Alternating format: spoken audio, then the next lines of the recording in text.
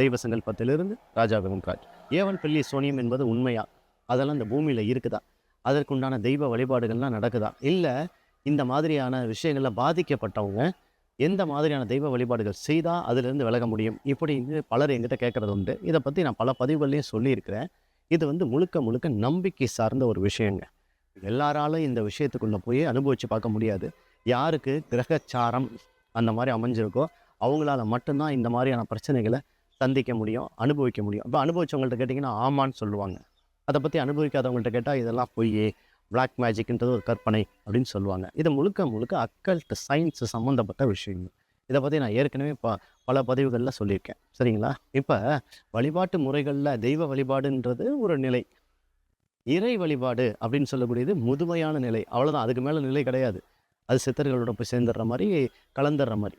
இந்த பரிவார தேவதைகளை வழிபாடுகள் செய்கிறோம் இல்லையா, அந்த நிலை தான் மாந்திரீகம் வரைக்கும் வருங்க. அந்த மாந்திரீக நிலை அப்படின்னு சொல்லக்கூடியது பூமியில் இருக்கக்கூடிய முதல் அடுக்கு வரைக்கும், அதாவது கருமை நிறம் உள்ள முதல் அடுக்கு, வானத்துக்கு மேலே உள்ள கரு வளையம். சரிங்களா? அது சனியுடைய கைப்பிடிக்குள்ளே வரக்கூடிய ஒரு விஷயம், கட்டுப்பாடுக்குள்ளே வர ஒரு விஷயம்.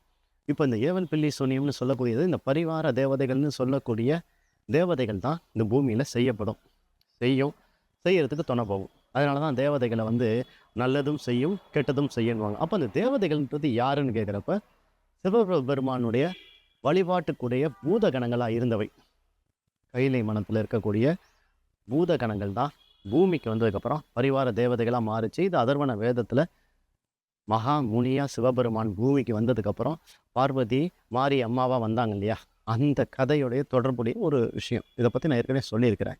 சிவபெருமான் முனீஸ்வரராகவும் பார்வதி தேவி மாரி அம்மனாகவும் பூமிக்கு வந்ததுக்கப்புறம் இந்த பரிவார தேவதைகள்லாம் அவங்கள சுற்றி உட்காந்துக்கிச்சு. அதுக்கப்புறம் அந்த உட்கார்ந்த தேவதைகளை மக்கள் வழிபாடுகள் செய்ய ஆரம்பித்தாங்க.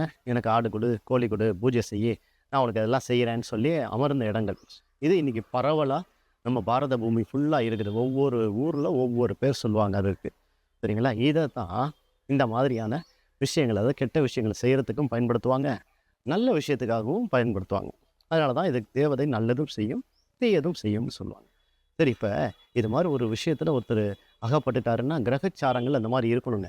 எல்லாருக்கும் அந்த மாதிரிலாம் இருக்காது. சரிங்களா? கிரகங்கள் அந்த மாதிரி அமைஞ்சு அந்த திசை, குறிப்பாக பாப திசைன்னு சொல்லுவாங்க, பாப கிரகணத்தோட திசை, ராகு, கேது, சனி, செவ்வாய், இந்த 4 விதமான திசைகளுக்குள்ள ரொம்ப சங்கடமான சூழ்நிலையில் இந்த கிரகங்கள் அமைஞ்சிருக்கு அப்படின்னு சொல்கிறப்ப அவங்களுக்கு இந்த ஏவல் பில்லி சூனியம் வேலை செய்யும். மேலும் யாருக்கு அதை வேலை செய்யணும், எந்த மாதிரியான பாவ புண்ணியத்தை அவங்க செய்துட்டு வந்திருக்காங்களோ அவங்களுக்கு தான் அது வேலை செய்யும், எல்லாருக்கும் வேலை செய்யாது. அதனால தான் அனுபவிக்காதவங்க இது இல்லை பொய்ன்னு சொல்லுவாங்க. சரிங்களா? இப்போ இந்த மாதிரியான விஷயத்துக்குள்ள ஒருத்தவங்க பாதிக்கப்பட்டிருக்காங்க அப்படிங்கிறப்ப அதற்குண்டான தெய்வத்தையும் இந்த பூமியிலேயே படைச்சாங்க. எல்லாமே சித்தர்கள் சொன்னது தான். அவங்க என்ன பண்ணாங்க, இந்த மாதிரி ஒரு தேவதையினால் அவஸ்தைப்படுறீங்களா, சரி பிருத்திங்கரா தேவி அப்படின்னு ஒரு அம்பாள் உண்டு, அவங்கள வழிபாடுகள் செய்யுங்க அப்படின்னு சொல்லி அதை பிரதிஷ்டை பண்ணாங்க. இப்போ இந்த மாதிரியான தேவியை பிரதிஷ்டை பண்ணுறதுக்கு சோழ மன்னர்கள் கொஞ்சம் சிவ வழிபாட்டில் இருந்தவங்க ஒத்துக்கலை. ஆனால் அதுக்கு அப்புறமேட்டு வந்த வேறு மன்னர்கள்லாம் வந்தாங்க இல்லையா தமிழ்நாட்டுக்குள்ளே, அவங்க இந்த காளி தேவி வழிபாடு, இந்த பிருத்திங்கரா தேவி வழிபாடு, துர்கா தேவி வழிபாடு அப்படின்னு சொல்லக்கூடியதெல்லாம் கொண்டு வந்தாங்க. இது பெரும்பாலும் பார்த்திங்கன்னா கன்னட நாட்டுக்காரவங்க செய்கிறதா இருக்கும், இல்லை தெலுங்கு தேசத்துக்காரவங்க செய்கிறதா இருக்கும். நீங்கள் கவனித்து பார்த்தீங்கன்னா அதெல்லாம் தெரியும். கர்நாடகாலையும் ஆந்திராலையும் நிறையா காளி தேவி கோவில்களும் அதே மாதிரி துர்க்கை அம்மன் கோவில்களும் நிறையா இருக்கும். அப்போ உங்களுக்கு புரியும். அப்போ நம்ம தமிழ்நாட்டில் இந்த மாதிரியான தேவிகள்லாம் கொண்டாந்து பிரதிஷ்டை பண்ணதுக்கு அரசர் துணை இருந்தார். இந்த மாதிரியான பிரச்சனைகள்லாம் இருக்குது அப்படிங்கிறதுனால அவங்க வழிபாட்டு முறைகளை அதை ஏற்றுக்கிட்டாங்க. சரிங்களா? அப்போ இந்த ஏவல் பில்லி சூனியம்னு சொல்லக்கூடிய விஷயம் ஒருத்தருக்கு நடந்திருக்கு, அதுலேருந்து தப்பிக்கிறதுக்கோ அதை பாதுகாத்துக்கிறதுக்கோ காளி தேவி கோயிலுக்கோ அல்லது பிருத்திங்கரா தேவி கோவிலுக்கோ போய் வழிபாடுகள் செய்யணும். இப்போ ஏவல் பில்லி சூனியம்னு சொல்லக்கூடியதை இந்த பரிவார தேவதைகள் தான் செய்ய துணை போகுதுன்னு சொன்னேன். பரிவார தேவதைகளை பற்றி நீங்கள் தெரிஞ்சுக்கணும், இல்லை அதை கண்ட்ரோல் பண்ணணும் அப்படிங்கிற மாதிரியான விஷயத்துக்குள்ளே நீங்கள் போகணுன்னா காமாட்சி தேவியை பிடிக்கணும், புவனேஸ்வரி மந்திரத்தை ஜபிக்கணும். இது இல்லாமல் 9 விதமான காளி தேவியை வழிபாடுகள் செய்யணும். சரிங்களா? 10ஆவதாக திரிபுர சுந்தரி வருவாங்க.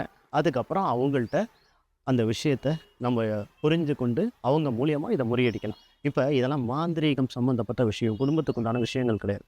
உங்கள் குடும்பத்துக்கு தேவையானது என்னவோ அது செய்தால் போதும். ஒரு குடும்பத்தில் ஏதோ ஒரு காரணத்தினால நோய் வந்துக்கிட்டே இருக்குது. பல மருந்துகளை எடுத்துட்டாங்க, சரி வரல.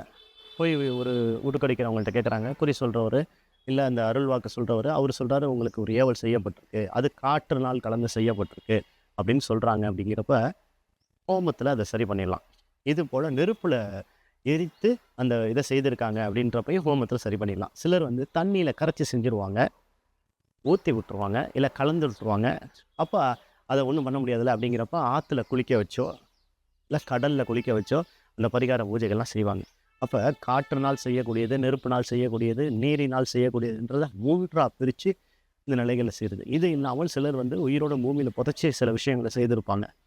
அது பெரியசாமி அப்படின்னு சொல்லக்கூடிய தெய்வம் இருக்கு இல்லையா, அவரை வச்சு செய்வாங்க. இப்போ இதெல்லாம் கவனித்து பார்த்தீங்கன்னா, சுடல மண்டல சாமி அப்படின்னு சொல்லக்கூடிய ஒரு நெருப்பு காட்டு, அதாவது சுடுகாட்டில் இருக்கிறவர். மாரியம்மா சுடுகாட்டில் இருக்கக்கூடிய ஒரு தெய்வம், அவங்க நெருப்பு சம்மந்தப்பட்டது. இப்போ பெரியசாமி, ஐயனார் இவங்களாம் தண்ணியில் இருப்பாங்க. நீங்கள் அதெல்லாம் பார்த்தீங்கன்னா தெரியும். கருப்பு சாமியும் தண்ணியில் தான் இருப்பார். இப்போ தண்ணி, காற்று அப்படின்னு சொல்லக்கூடிய விஷயங்கள்லாம் இவங்க கட்டுப்படுத்துவாங்க. முனீஸ்வரர்னு சொல்லக்கூடியது நெருப்பு சம்மந்தப்பட்ட விஷயங்களை கட்டுப்படுத்துவாங்க. எந்த விஷயத்தை எதனால் செய்திருக்காங்களோ அந்த விஷயத்தை கட்டுப்படுத்துறதுக்கும் தேவதைகள் இருக்கிறாங்க. சரிங்களா? அப்போ ஒரு விஷயத்தை கண்டுபிடிக்கிறது தான் கஷ்டம். கண்டுபிடிச்சிட்டிங்க அப்படிங்கிறப்ப அந்த தேவதையை போய் வழிபாடுகள் செய்கிறப்ப சரியாக போயிருங்க. கும்பகோணத்தில் ஐயாவடிங்க ஒரு இடம்.